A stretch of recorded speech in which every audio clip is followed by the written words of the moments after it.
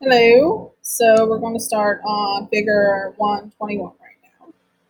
So I'm going to move that over to the side, pull up MindTap, and I'm going to search this course for the page number of HTML 35 for figure 121. And I'm going to go directly to page 35 in the book.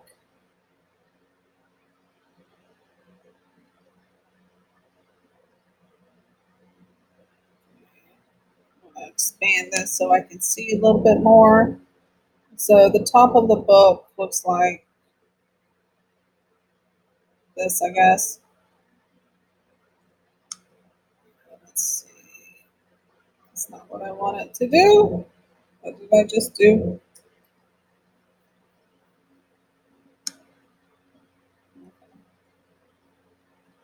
So 120.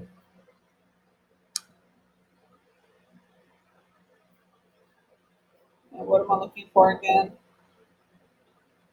121. I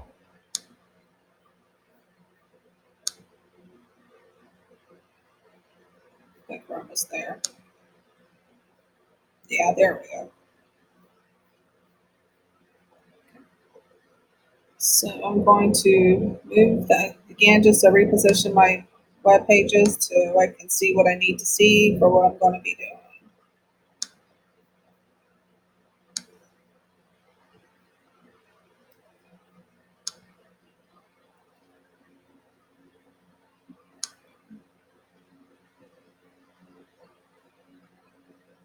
Okay, I think I'm okay now. So inserting special characters is what 121 is about. So we're going to, if you look closely, it's got the closing body tag right there, just like this one. Okay. So the footer goes right before. The footer is just like a footer on a Word document. So you have your headers and your footers, and the footers go on the bottom. They go inside the body, right next to the end of the body. So we create our footer tags, and I still haven't uploaded my extensions, enabled my extensions, so that's why I'm still having to write the closing footer tag. So then we typed in the content, curbside tie, and it talks about special characters in this chapter or in this section, so read about that. This is not something you're expected to memorize. This is why you look things up. It's pointless. You may remember a few that you use repeatedly, but the expectation is for you not. It's not for you to memorize them all, but just to know how they work and if you need to use them, that they exist.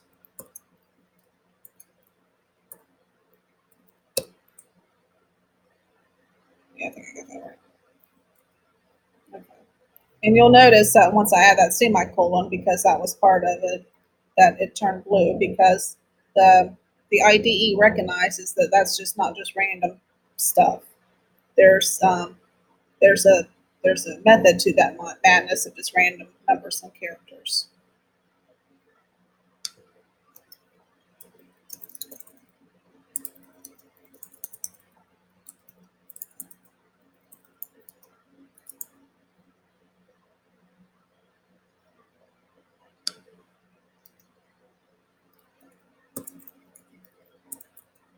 I want to assume it's case sensitive. I can't say for certain. I don't recall.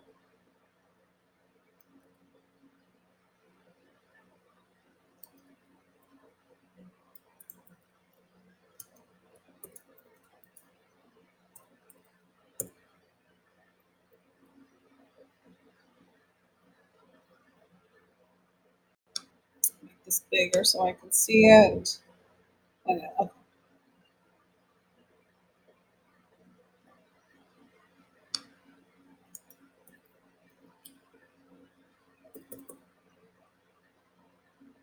so that was it. 'Cause I don't remember. Evidently, that page went away.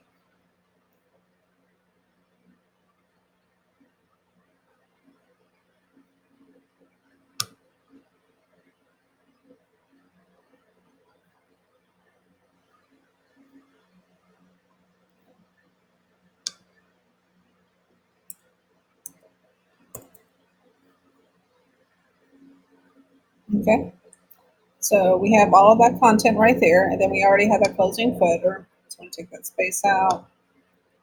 And remember, this is for purely aesthetics. It has no bearing upon the actual web page. This just, as you're typing it, you'll have your own preferences on how you want spacing to be. So I want to make this bigger. So we have our head up here. We didn't do anything with it on this particular exercise. Then we have our body,